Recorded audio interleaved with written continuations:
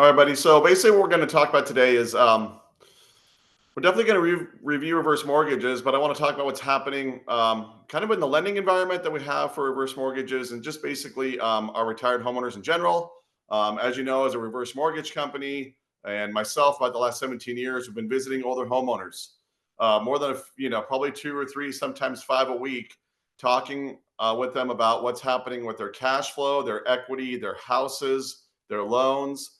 And so, what I want to do today is really kind of review where I see, at least from our perspective, loans and the retired homeowners and what direction that we see them going. And this might be helpful for your business. So, the reason we call it hidden listings in reverse is because there's actually listings to be had, not only in people asking about reverses, but people that already have reverse mortgages. And so, let's get started. So I'm going to update our here in a little bit. But what I think the important thing to understand is our largest demographic of home sellers is older homeowners. As a matter of fact, if you were to look at 2024 data, the average age of a home seller is 63 years old. We have more data coming out every year. But what we've seen since 2023, 2024, 2025 is the average age of the home seller has actually just been increasing. And like I said, our latest data is 63 years old. What's it going to be when we get our data from the National Association of Realtors in November of this year? My guess is still going to be in the 60s. It's just been gradually increasing. And I think you all already know this. I mean, you're out there every day talking with these homeowners. You're out there seeing what's being listed. And there's no secrets that a lot of these houses are coming to market that people have owned for a long time. And it's where a lot of the new buyers are going to be able to get properties from, is from our older homeowners that are selling. And so that's something I think we already know, but we certainly want to pay attention to why they're selling or what's happening with them. And the reason I say it is because a lot of homeowners right now, I mean, they've been feeling inflation for the last 4 years, right? And so they're looking to get equity out of a home. And many of them are saying, how can I get some equity out? I don't want to sell my house. That's what I hear most, right? Is I don't want to sell. I want to try to stay. So let me try to get some financing. When COVID hit, obviously we know people were buying houses and values are being driven up, but then interest rates started going up and it made it harder to get money out of a house. So we have our retired homeowners on fixed incomes thinking, geez, how am I going to get this money out? How am I going to manage to keep this house and get to some of that equity that I really need to get to? Maybe I don't want to get to all of it, but it'd be nice to supplement my Social Security income or the money I have in the bank. So um, clients are going to ask about loans. They're going to ask about reverse mortgages. They're going to ask about regular loans too. If somebody's asking you about a reverse mortgage or what interest rates are on a loan, you got to know it's not because they don't know rates aren't still higher than they used to be. They know they're higher, but they're asking usually because they're thinking, I want to get some cash out. So when they ask the question, what's a reverse mortgage? It's not necessarily about a reverse mortgage, it's about cash flow. And right now, because interest rates are higher, we've actually had our loan amounts drop. When interest rates go up, our loan amounts drop, which means we aren't getting nearly as many people as we were a few years ago as much money as they want. And that could become a problem because we might not be able to get them enough money to pay off their old loan when they want to reverse. So we're going to talk about reverse purchase loans today because it is a way for someone to buy a home when they can't get a loan to help them stay in the home they're in now. This happens. So we have these houses that need reverse mortgages and sometimes people can't get them. They could lead to a listing. Now let's forget about the people who have reverse mortgages, because the average length of time a reverse mortgage is held is about 8.5 years right now. And so what does that mean? Does that mean people get a reverse mortgage and then they pass away 8.5 years? No, not at all. What that means is that we're seeing people sell homes when they have reverse mortgages and they're still good. They're still with us. It's not they passed away. There's something else going on. And so that's something I'm going to focus in on a little bit too, because I don't want you to miss an opportunity to get a listing on a house with a reverse mortgage just because you think the person doesn't need to sell because they're still there. that might not be the case. So we're going to talk about that coming up. Let's quickly review what a reverse mortgage is. Um, I think you've hopefully been to a class that somebody's done, and we've been doing classes for a long time, about 15 years. And maybe hopefully this is a review for you. Because a reverse mortgage, I don't really want you to think about it as a loan that's much different than a traditional loan, right? If you get a regular loan, what happens is you're basically saying, I'm going to borrow money, and whoever I'm borrowing the money from is putting a lien on my house, right? That way we know they got to be paid back. That's a traditional loan, right? You borrow money, a lien is put on the house or a mortgage, if you will, and you get a statement every month that shows how much you owe and what the payment is.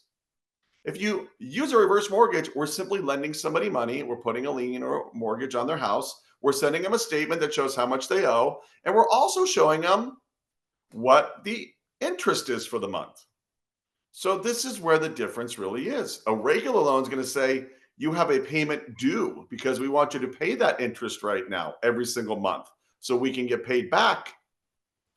A reverse is going to say if you don't want to pay us this month, we will just add the interest on to what you already owe and we will get paid back later. So the fundamental difference between a reverse mortgage and a traditional loan is simply that we are waiting to get paid back a bigger amount later, while a regular loan is going to want to take that a little bit every single month. Okay. But otherwise, both loans are just a lien on title. Both loans get paid off one day. Both loans will still have the house held in the trust or owned by the same people that owned it when they started to do the loan. So it's just really in how we get paid back.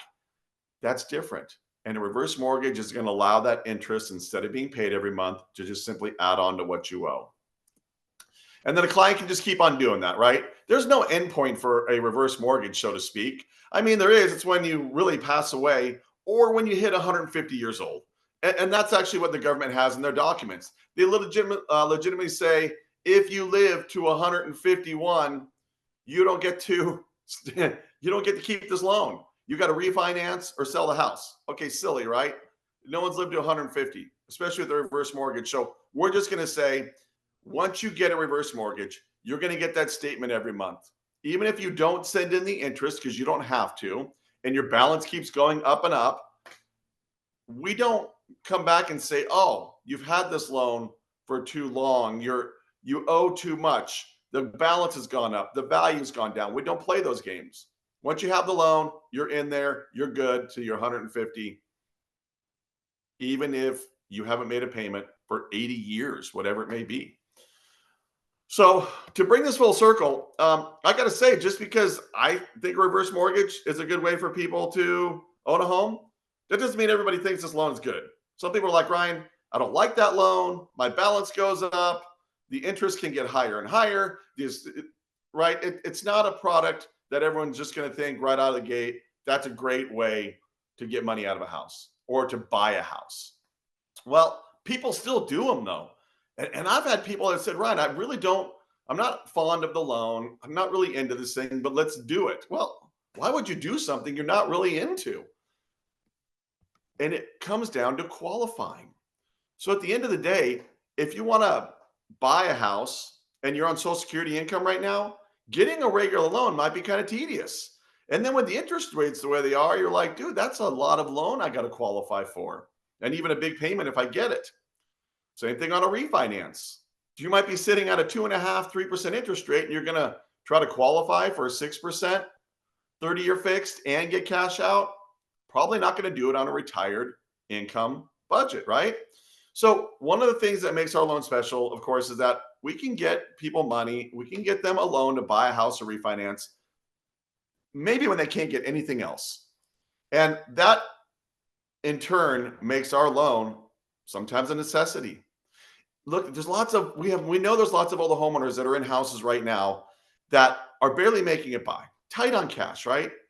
But a lot of them don't see a way to get to another property. Maybe there's another property that's only 30 miles away that's 200,000 less, but they're still saying, geez, if I sell this house, I'm going to take all my money and put it down on that house. I want to qualify for a loan. I just don't see how that's going to happen. So I'm just going to have to try to figure out how to stay here and get by. When the reality is, there's a way for you to get to that other house. Do it without making yourself obligated to have to pay a mortgage every month. and doing it in a way where you can qualify with Social Security income. So that's important for you all as realtors to know we have this tool. And as you can imagine, since less refinances are being done, I'm doing more purchase loans than I have in, well, basically in my almost 20-year career doing these loans. So I come across this a lot. I go out and see people. We get calls from whatever, referrals, TV commercials, ads we've run, all kinds of stuff, right? We're doing this a long time. And I'll go out and see someone, they've called me out and they're like, Ryan, I'm ready for that reverse mortgage. And I'm like, okay. They're like, maybe I got a house that's worth $1 million and I owe 500,000. So I got a 500,000 in equity. Let's do a reverse. I say, okay, how old are you? And they say, well, Ryan, I'm 72 years old. And I'm saying, well, believe it or not, you don't have enough equity. And that's a little shocking. We'll get to that in a little bit in terms of qualifying, but some people are shocked that they think they don't have enough equity to get a reverse. And so when I say, sorry, it doesn't look like it's going to work out for you, they're going to say, what else can I do? I'd say, well, did you want a regular loan? And they're like, that's kind of silly, Ryan. I'm not going to get out a regular loan and cash out, have my payment go up. So no. I say, how about an equity line? They're like, well, yeah, I suppose I could think about an equity line, but then I still have the payment on my first mortgage. I got to qualify for the equity line. Then I got the payment on the equity line.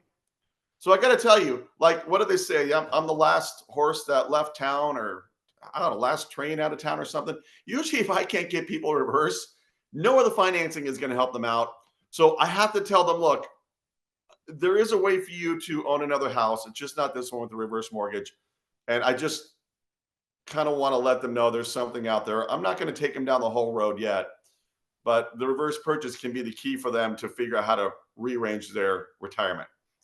Okay, let's finish off with our loan here before we get into the purchase.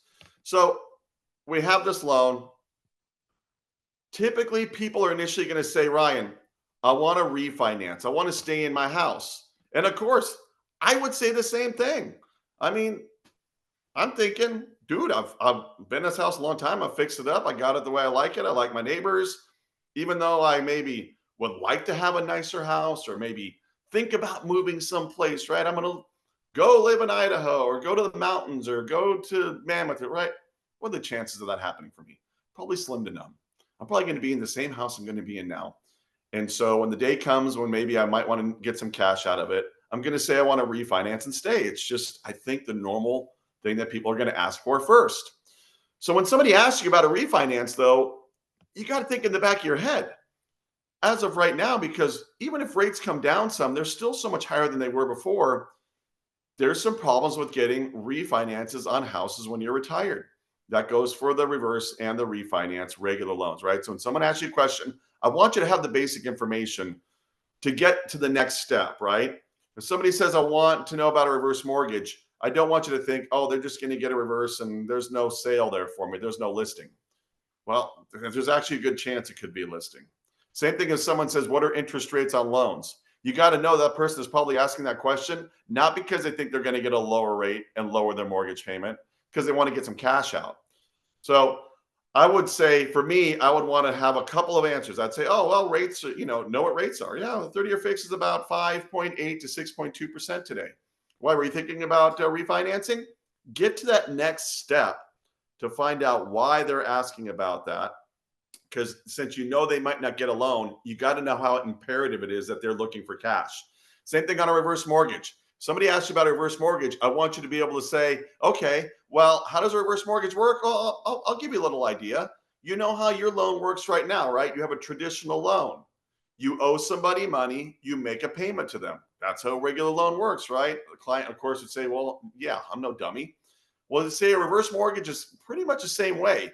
You're going to borrow money and you're going to pay somebody back, except with the reverse. If you say, I don't want to pay you back every month, I want you to pay you back later, you can just skip your payment and they will take the interest you would have paid for that month and add it to what you owe.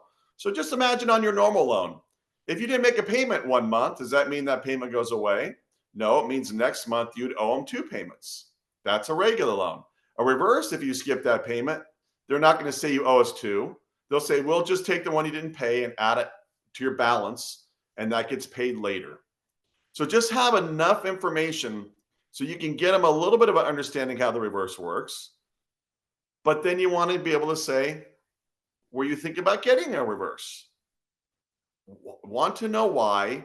because there is less than a 50% chance that they're going to get a reverse. And you want to know what the next step for this person is going to be. They can't get a reverse. Does that mean that they're really tight on cash and that they might have to do something with their house? Do I know where they live? Do I know what the house looks like? Do I know this person?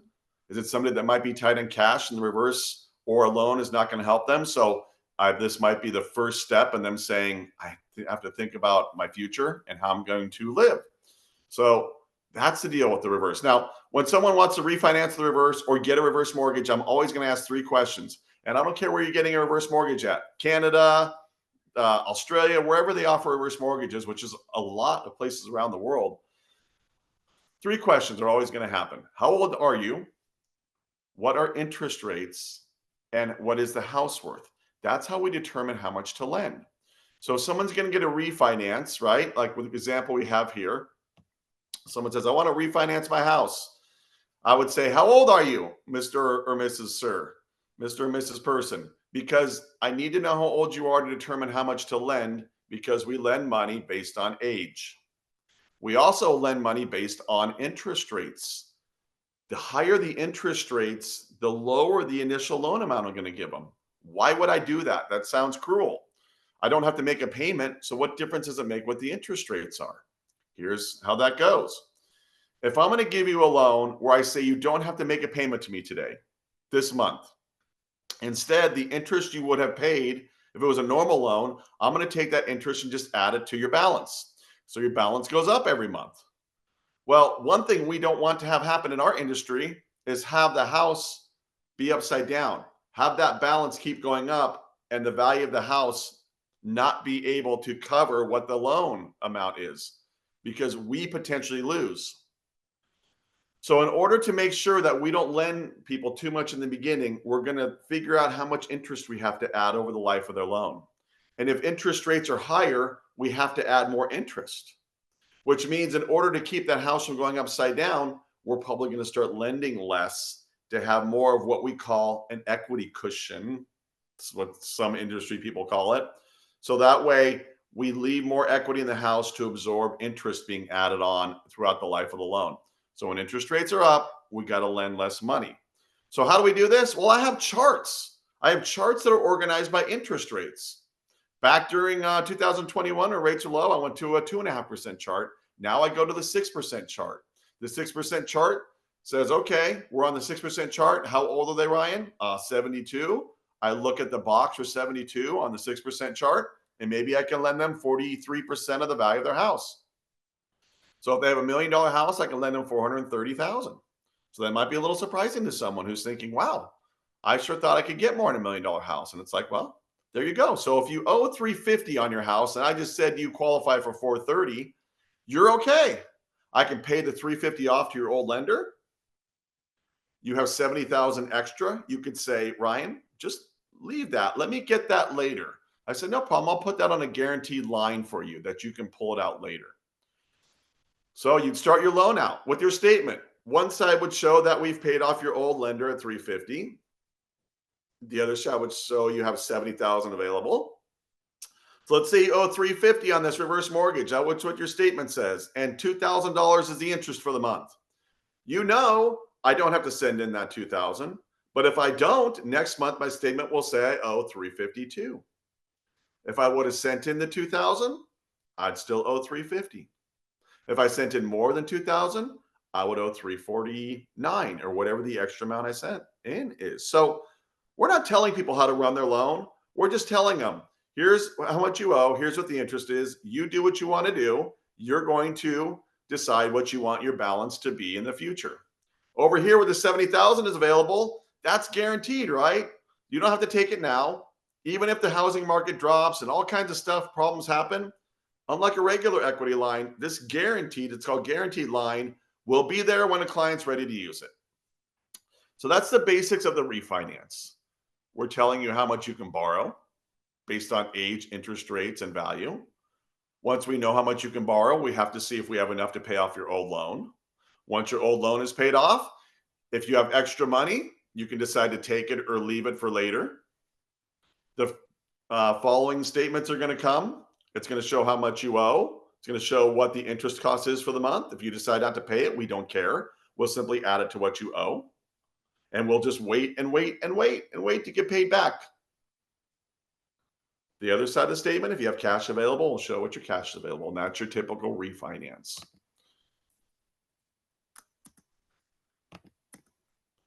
Let's just take a quick preview of how much loan amount we actually lost. This is kind of interesting. In 2021, when rates were pretty much at their all-time lows, right? Maybe 2.5%, they were very low. And let's say a 75-year-old came to me and said, Ryan, I'm 75 years old. It's 2021, rates are 2.5%. How much can I borrow? Well, I go to my 2.5% chart. On my 2.5% chart, it would say 75-year-old gets about 58% of the value of your house, 57%, somewhere in that neighborhood. Hey, that's pretty good. My house is worth $950. So based on those figures, you will give me a loan for $559. Now, if I owed $425 on my house, I'm in good shape. You were able to pay off the $425 I owe, and I have $134 left over in cash that I can decide to take right now, leave behind, and come back and get it later. But the basics are always the same. How old are you? What are interest rates? Now I know what chart to use. It gives me a percentage. I multiply the percentage times the value of the house. I know how much to lend. Well, let's look at 2024. We know what happened. Rates went up, and they're still the same 2025. It's been just kind of, right, staying the same. And so for this year, on a 75-year-old, I'm going to go to probably that 6 to 6.5% chart, somewhere in there. I will find that I can lend them about 42 or 43% of the value of their house, something like that. And so in this case, I can only loan them $400. So that's a far cry from $559. And remember, even though I know the house went up in value here, I'm just trying to show you how much interest rates can lower loan amounts because we have to add more interest onto their loan. So we got to start out with a smaller initial loan amount to leave room for those bigger interest payments to add on. And so in this case, if the person owes $425, I might not be able to help them here because they owe more than what the loan will get them. Now, I know you'll say, Ryan, okay, the values did go up. Maybe that 950 house is 1.1 million now. Okay, but if we still take a 42 or 43% of 1.1 million, it's still way less than the 559 they were able to get 3 years ago. So in this case, the fact that the interest rates went up so much so quick, they're having a more dramatic effect on our loans than having a house increase in value. Okay, so I just kind of want to give you an idea, again, kind of remind you why we are so hooked on interest rates and ages, because we have to think about somebody not making a payment, the interest adding on. And if they're young, then they're going to live longer. So we have to add that interest on for a longer period of time. So the younger you are, the less you're going to be able to borrow. How do you get the most money out of a reverse mortgage? Pretty easy. Number one, do it when interest rates are low. You can't really control that, but you just hope rates are low when you go to get a loan. Number two, be older. How much older? What's the perfect age to get a reverse mortgage at, right? I can tell you, it's about 93 years old. 93 years old is when you get the biggest percentage of the value of your house. 94, you don't get any more. 93, you get the most. 92, you get a little less. So if you want to get the best reverse mortgage, rates are low, you're 93 years old, and your house is worth a lot of money. Obviously, these are like uncontrollables, right? I mean, you can control your age because you're just going to get older, but you can't control age, can't control value. You simply have to let the market, for the most part, decide how much you're going to be able to borrow on a reverse mortgage. All right, so let's pop into my reverse purchase, okay? And this is where I love my industry for reverse purchases. I mean, refinances are okay, right? Like that person in that last example, they were 70, how old do we say they were? 75. They could get a loan on their house, and when rates are low, they could pay off their mortgage and get some cash. Okay, that's cool. That helps you. But the reverse purchase is a whole different animal. And I say that because of the change that I see it make for people. So what we have is we have a 75-year-old borrower here. And maybe I've gone out to visit them, or some reverse person's gone out to visit them and has told them, look, you probably owe too much on your house, or rates are too high. or for some reason, a reverse mortgage refinance is just not going to work out for you. And they say, oh, geez, that's a bummer. I have some equity. Yeah, but maybe not enough right now. So we're going to run through all of their options, right? How about an equity line? How about a regular cash out refinance? And I can tell you just from going out so many times, typically we run out of options. And so I start talking to them about possibly selling and moving. And the response usually is, I don't want to do that. And I say, okay, I get it. I'd say, just, if it helps you out, know that the average age of a home seller right now is 63 years old. So older individuals are moving. I'm not just telling you this because I'm crazy or because I want you to do something that nobody else does. So other older homeowners, retired homeowners will sell their house. And the reason is because let's look where you came from. I'm sitting with you today, which maybe means, cash flow hasn't been as good as we thought it was going to be. And unless you see something great happening in terms of cash flow in the future, this is probably something that you need to take into consideration. And the next thing would be, okay, all right, Ryan, you want me to move? And what? I'm going to get a loan to buy a house because you won't even give me a loan on the house I'm in? So tell me about that. And I'm like, glad you're thinking. Glad you're asking that question. We can get you a reverse purchase loan. We can get you a reverse mortgage. The problem isn't that you don't qualify for the reverse mortgage as a person. It's that the house you were in, you owed too much compared to the value. But if you get a reverse mortgage on a house that's worth a little bit less, and you're taking and selling that other house and bringing that equity with you, you're changing the proportions or the dynamics of the reverse. And the numbers will work when you downsize. So yes, I can get you a loan to buy a home. No, you don't have to think about doing a regular loan where you got to qualify for it and you got to worry about making payments. I'm talking about using a reverse mortgage to buy a home where you're going to put a down payment. We're going to fund the loan. And then you start off with a loan now where, guess what, right? You can decide if you want to make the payments. Different than buying with a regular loan. Let's run through this. Why do I have 75 years old? Because I got to know how old they are to know how much to lend them. So let's say you sell their current house for $950. They owed $425. So after owing $425 and paying for the cost of selling the house, they now have $470 in their pocket. Here's your job. Find them a house they like that they can afford to buy. They don't have to use all of the money that they just got from the sale of the previous house. They can get a loan. That loan is something they can qualify for. It doesn't scare them away because they have to make a payment, right? We start compounding all these things. You're like, whoa, this is going to be a little tougher than I thought. So let's go down the road of the reverse mortgage. First thing we want to do, find a house they're going to like, right? And so I can tell you the majority of the loans I've done over my career that are purchase loans are people that are moving from LA, Orange County, down in San Diego, and they're moving to where? Riverside, but Temecula, Marietta, nice, really nice area, brand new areas. And so I see people buying brand new houses over there, and they're not leaving the state. They're not doing something so drastic that it's like, I'm completely changing my life. And I'm like, you're going to some place that's nice. It's just like living where you are now. I mean, there's really not much of a difference. Weather, okay, I got your weather. But other than that, you're still pretty close to where you came from.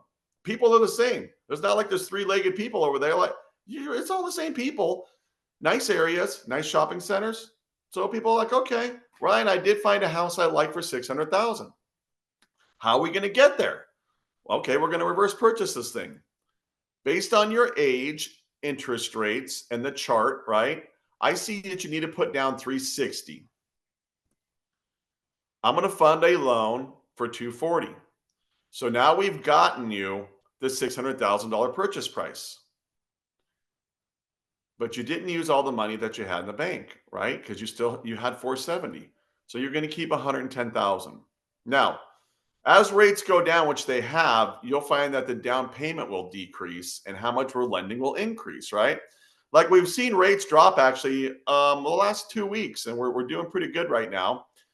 This is actually, if I were to redo this example today, I would say you're probably putting down $340 and I'm giving you $260 of a loan amount. So know that the interest rates will affect this too. But the point here is we've gotten somebody into a house where they didn't have to use all the cash they had. So we put some money in the bank for them. That was the first good thing we've done. The next thing that we've done is we've taken them from a house where they had to make a payment to a house where they can do whatever they want with the mortgage payment. If they want to skip them, pay 6 months out of the year, skip 6 months. In other words, we're getting them out of a mortgage payment that was making it difficult for them to stay in their old home. So we've gotten them to a new home. We've gotten rid of their mortgage payment. We've put some money in the bank. Okay, and we did it when maybe they wouldn't qualify for a regular loan. Something else that I see that I usually think is very cool. A lot of times they're going from a house that may need some work here or there to something that's ready to go, move-in ready. So they're checking another box. Those projects that I keep thinking I got to get done and it's stopping me from just enjoying myself. Like, I don't know. For me, I'm like, I always got in the back of my mind, like, oh man, I got to fix that part of my house. I got to do this. I got to do that. And so sometimes I don't do something I'd like to go enjoy doing because I'm feeling guilty that I'm not getting something done. I like the purchase. And to go back, why I love these purchase loans so much is we're taking somebody in a situation where they're like, what am I going to do here? I'm in this house where I can't get a loan. I only have my income coming in. It's not enough. The house is not even being kept up. I can't refinance. Like, this is not great. I'm going to have to sell the house and go pay cash somewhere maybe I don't want to go to saying, look, you went and moved somewhere place up the road. You got a really nice house that needs no maintenance. You jammed over 100,000 in your bank account and you got rid of your mortgage payment. It's quite a shift. And again, this is just an example. So the numbers are going to move around a little bit. Where you're moving to, where you're moving from are going to move around. We just finished one for a lady that actually had a house in Ontario. And so she had a condo there that was worth, it sold for, I think, a little under 500, sold like for 495 or something like that. So where is she going to go to, right? Well, she was Ontario. She went up and bought an almost new house in Apple Valley, senior community. She loves it. Weather's a little different, but she was able to put about 50, almost 60,000 in the bank, get rid of a mortgage payment. She's in a gated community and she's relieved. Did she want to go up the hill to Apple Valley? She would have rather stayed probably in her area, but at least we could get the job done. And she still is basically Southern California. She still feels like I didn't move someplace far. I didn't go in the middle of nowhere. Okay, I didn't have to go to the middle of Nevada where I didn't know anybody. It was a long ways from home. Like, we didn't have to do that. So that's where the reverse purchase can be cool. Okay. Now, along the way, what? She can do whatever she wants. She can make payments on this thing. She can skip payments. She controls the loan. We just got her to the place that gave her the ability to figure out what her cash flow is going to be. So that's the reverse purchase. I'm not going to go through before you write the offer too much. But basically know that if someone wants to buy a house with a reverse mortgage or get a reverse mortgage, you got to get counseling before you'd write the offer. Also, life expectancy set-asides are like an impound account. And sometimes we use those if someone's going to have a hard time qualifying. We can set up an impound account on their loan. They do have to put more money down to get that. But the whole idea with these reverse mortgages is they're underwritten more to help somebody get a loan. Sometimes when I think about, because over my career, I've done regular loans too. And when I put somebody through this DU automated underwriting engine for Fannie Mae, I always felt like it was looking for ways to disqualify people. We got you. You're not going to make it because of this or that. And whatever the computer says is pretty much it, right? Well, these reverse mortgages are different. Like, if the underwriter comes back and says, Ryan, this is an issue, I can go through the guidelines and say, oh, we can solve this issue. I can do this on their credit. I can have them write a letter as to why they were late. They don't have enough income. Oh, the extra money that they got out from the sale of their house, I can count that as income. Like, we just have ways to help get these loans done, because when you're retired, you need ways to help get loans done because you're not out there making a bunch of any money anymore. You haven't maybe paid all of your bills on time. Like, you don't have enough money to qualify with the tax insurance. So we want to try to find a way to do loans for people in our industry, not let a machine disqualify them and have to go to something else. All right. Any questions, by the way? You guys want questions? Pop them in there. I think I'm moving through pretty good here. So we'll have some time, or if you want to hang on, hopefully your questions will get answered as we move through. I'm not going to spend too much time on this, just because let me just tell you the data. The data is most our boomers and their parents own more real estate than pretty much anybody else, right? And they're starting to get to the age where they're selling. And so this is where the market is at. 2000, let's see, we're 2024, average age of a home seller was 63. 2023, average age of a home seller was 60. 2022, average age of a home seller is 58. You see where we're going, right? I'll get my data in November from the National Association of Realtors. By the way, you can get that report too. It costs 19 bucks. It's right off their website since you're a member. Great report. I'm going to get that in November. I'll share the results with you. I'm pretty sure the average age of a home seller for 2025, going from July to July, I think it's going to be in the 60s again. I don't think that's a far out projection, because we just have them getting to the point where they're selling homes.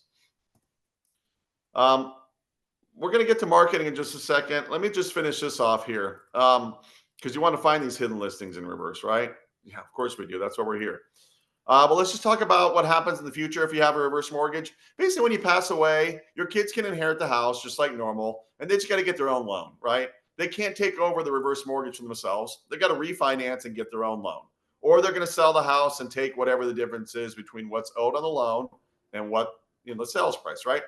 That's just like normal loan stuff. Nothing special there.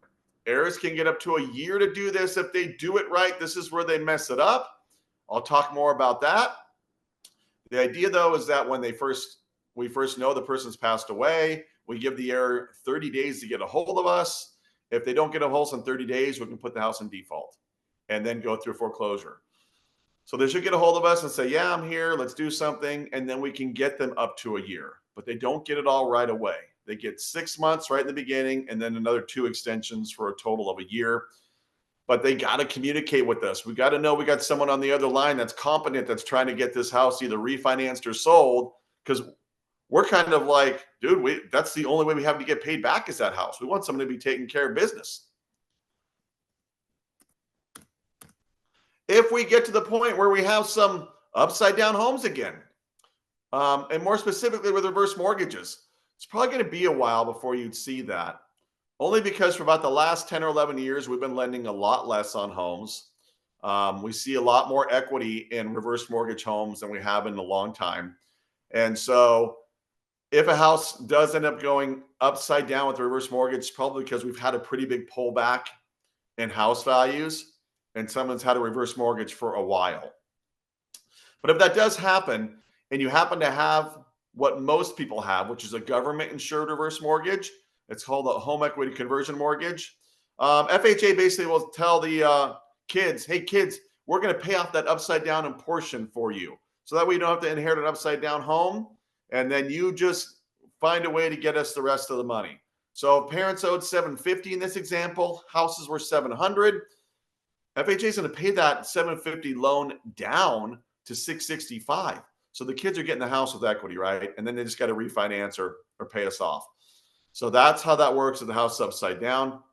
If the kids never show up, like I said, we will send a letter out as soon as we learn the parents have passed away. We get something called the master death list. Yes, it's not something you want to be on. It means you're no longer with us. But when we see both borrowers are on the master death list, we send out a letter to the heirs. We say, hey, heirs, you got 30 days to get a hold of us. If we don't hear from you, we'll go to foreclosure. If we don't hear from anybody, we think there's nobody there. We put it into NOD. 90 days later, and go into notice of sale, and then it goes to auction, right? It's not our house. We got to send it through foreclosure process. It can become a house that FHA or HUD will own, but that's only after the kids didn't show up to get it. It went through auction. No investors bought it, and it just turns into an REO, kind of like a normal foreclosed house would end up as an REO. So if you ever see a house that is owned by HUD and you're like, how did they do this? Did they take it from the people? The people pass it? No, that thing had to have gone through a full foreclosure process to end up that way. All right. And you can always do a short sale. Now, listen, the idea here is that nobody wants these people's houses. Not the lender, not HUD. No, but we don't want the house. We don't care about this house. We just want the kids to show up and be like, hey, I'm going to take over. I'm going to take control. Yeah, I'm going to keep the house. So I'll refinance and pay you guys off. Oh, I'm going to sell the house. Oh, the house is upside down. I'll just short sell it. We want the kids to do something, and we'll give them a year to do it as long as they play their cards right. In other words, they have all the proper paperwork in order, which could be leads for you. Let me talk about that in a minute. And by the way, we're only on this baby for an hour, so I am going rather quick. And so I'm going to move quickly through some of these slides. Okay, we don't want the home. We don't own the home. Yes, kids, you can inherit the house. It's your house. Borrowers, you have to keep this as your primary residence. You got to pay your tax insurance, and you got to keep the house FHA standards. That just means that we don't want to have somebody call us and say, hey, that house you have a loan on down the street, the shingles are missing. Oh, hey, guess what? The windows are broken. Because then we got to send out a letter and tell the people to keep their house good from a health and safety standpoint. I don't care if your grass isn't mowed. I don't care if you're, there's so many things that can go, that from a maintenance perspective that we just don't care about. We're talking about health and safety where we're like, dude, the roof is missing. Dude, the windows are missing. There could be raccoons in there. Like, we have no idea. Like, that's a safety issue, and we will let them know. So that's what the borrower has to do to keep the house in good standing. Not a whole lot there to grab onto. Let's talk about cash. So either whether it's a purchase or a refinance, remember, we always want to know how old somebody is. We need to know what the interest rates are. I got to know what chart to use. Our interest rates in our world change every Tuesday. So if somebody quoted a reverse mortgage yesterday and then you waited a week, guess what? It's a different loan amount. So you always got to go back and get the right loan amount. If you've taken my class before, you probably have my calculator on your phone, and that should still be working. If you don't have my app on my phone, guess what? You're going to have to wait a couple months for the new app to come out, but it will be a better app because you'll be able to send out proposals for reverse purchase loans to your clients directly from our app. So it'll be worth the wait. So if you have people that are married, guess what? We're going to look at the younger of the two of them because they're going to live longer. If you want to do a non-FHA reverse mortgage, sorry, my loan amount did not get updated in this presentation. But when a house is worth more than 1.2 million, we have non-FHA reverse mortgages. Why? Because non-FHA reverse mortgages will lend more money if the house is worth more. So we'll look at non-FHA loans when houses are worth more money, or these non-FHA loans are actually starting to lend more than even regular FHA loans. But that doesn't mean that you necessarily want it. It just depends on your situation. FHA loans do have mortgage insurance, so they can be more expensive upfront. It's 2% of the value. But FHA loans might have better interest rates. So you got, each one's going to be a case-by-case basis as to which loan's going to be better for a client. FHA loans have mortgage insurance, 2% upfront, and then 0.5% annual is what FHA charges. Non-FHA loans, sometimes you can get those with no cost, depending on the situation. Or sometimes you might have some points in there. So the costs and the fee structures are really all over the map on these things. All kinds of different loans, loan amounts, closing cost structures are available these days. I would say we have more of a wide breadth of loans and loan amounts and rates and closing cost options than we probably have had in the last 20 years on these things. So it's interesting. If you do a non-FHA reverse mortgage, you only have to be 55. FHA, you got to be 62. All right. Now, hopefully we'll have our app out, and we'll let you know when our new app is out so you can download it. So, let's go back to a little bit of marketing, right? When we talk about who's selling homes and how you're going to get these things, how you're going to get people to talk to you about these things. So when people let's talk about people that have reverse mortgages. Like I might have mentioned in the beginning of my presentation, I'm starting to lean more and more to wanting to talk to people that have reverse mortgages already in terms of listings for you. Why? Why would somebody sell their house if they're not passed away and they have no mortgage payment? Why would they want to sell that house? Because times are changing. The average time a reverse mortgage is held is about 8.5 years. If you have a reverse mortgage for 12 years right now, something might happen. What might happen? Number one, yes, you could pass away. But number two, that big old group of boomers, right? That boomers used to say, we're not the old people, by the way. We're the youngest of the older people, right? Well, even if you're the youngest of the older, you're getting older. And we are seeing more of our boomers getting to the point where some of them are having hard times taking care of themselves and living in a house without help. So their spouses may have passed away at this point in time. They're having a harder time just keeping the house organized, keeping the house in shape. And I'm getting more calls than I ever have from realtors saying, Ryan, I found somebody with the house that has a reverse mortgage and they need to sell. I'm like, why? Did they pass away? They're like, no. They need to go to an active community to live with other people. They're going to go live with their kids, or they have to downsize drastically because they need more money for someone to come live and take care with them. So this is happening. Houses with reverse mortgages are being sold because people need to go and do something else because they're having a hard time staying in that house. What else is happening?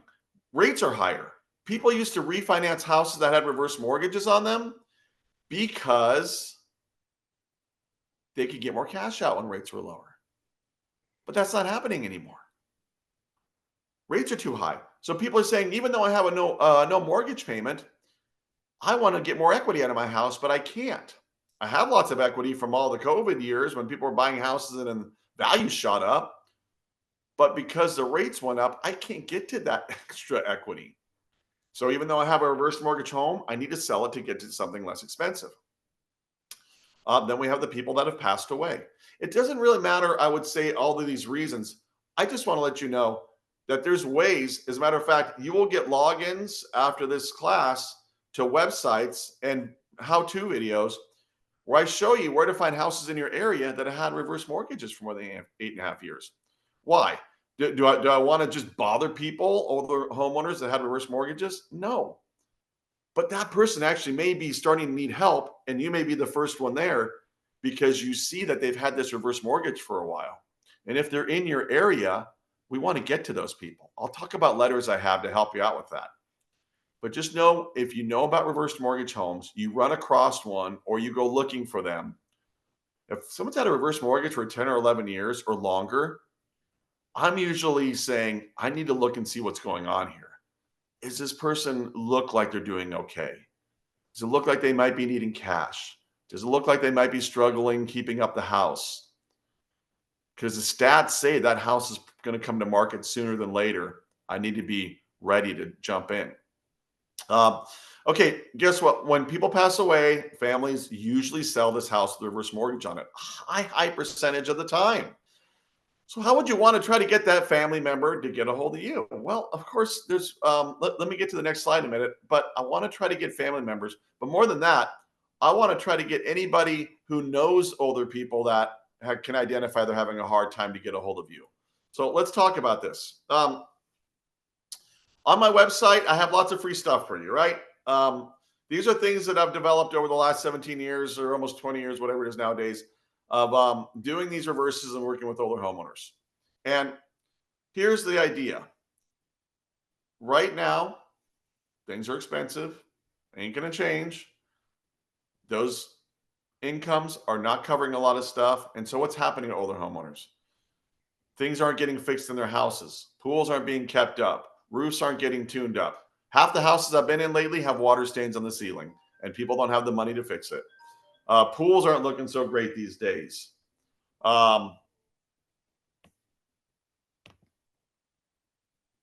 Let's see. What else is happening? Insurance. Insurance is being canceled. So yeah, what's happening is that people are calling their insurance agents and saying, how in the heck am I going to get a new insurance policy? So the idea is that we have people who are saying, I need to know what I can do. Now, these people, of course, are talking to your friends, your referral partners, homeowners insurance companies, plumbers, all these people.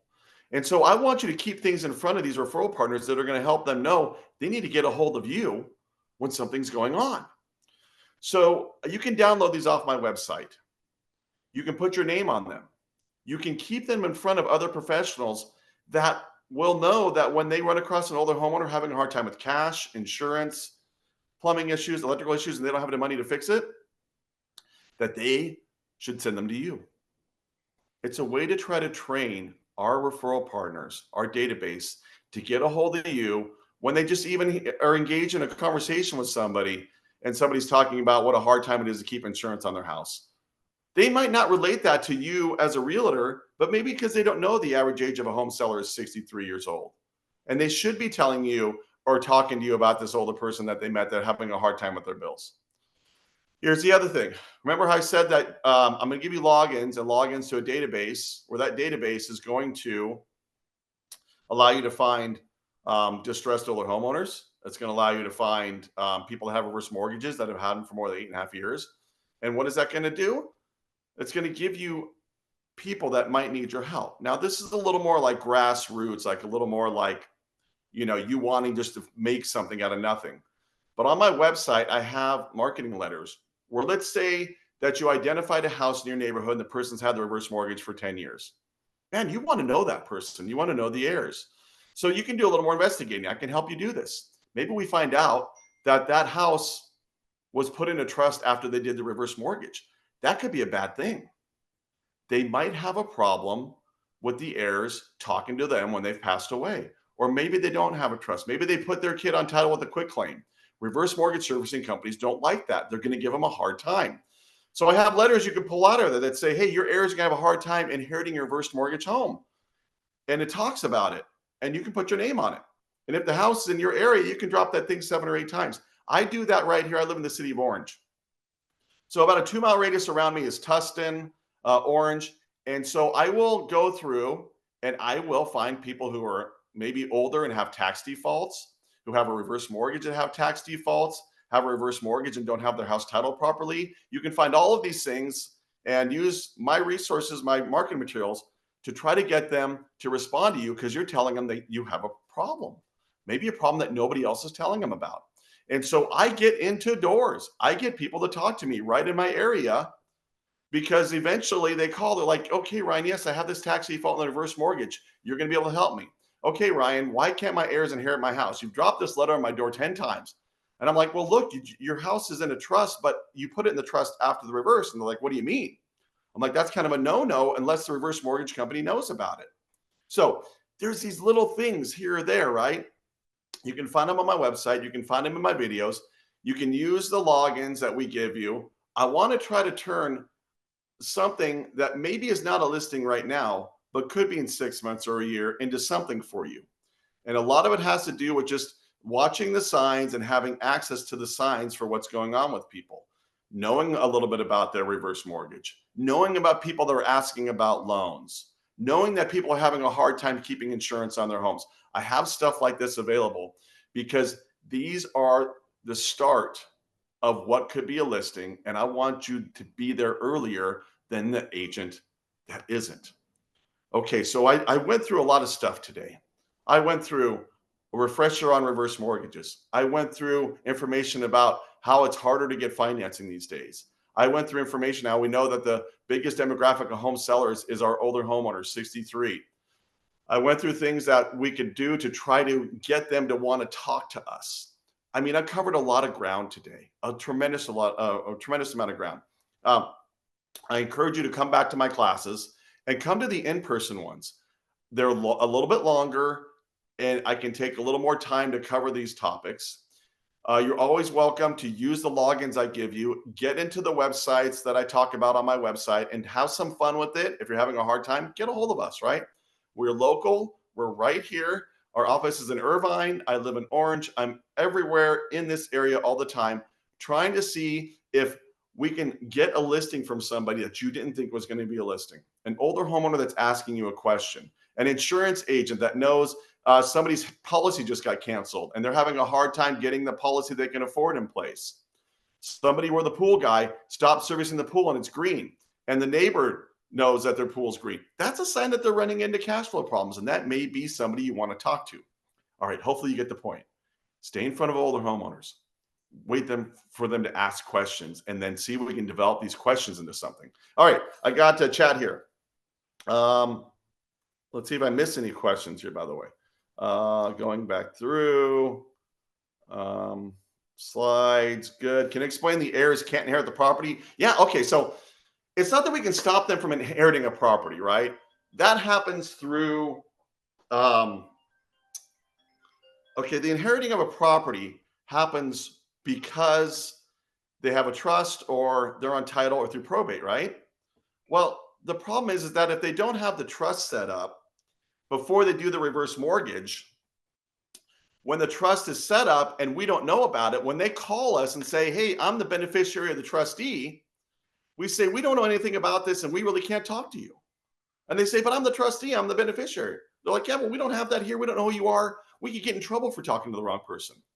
And they say, but this is my house, right? They get frustrated with us, but we're just trying to protect the estate. It's not that you haven't inherited the house.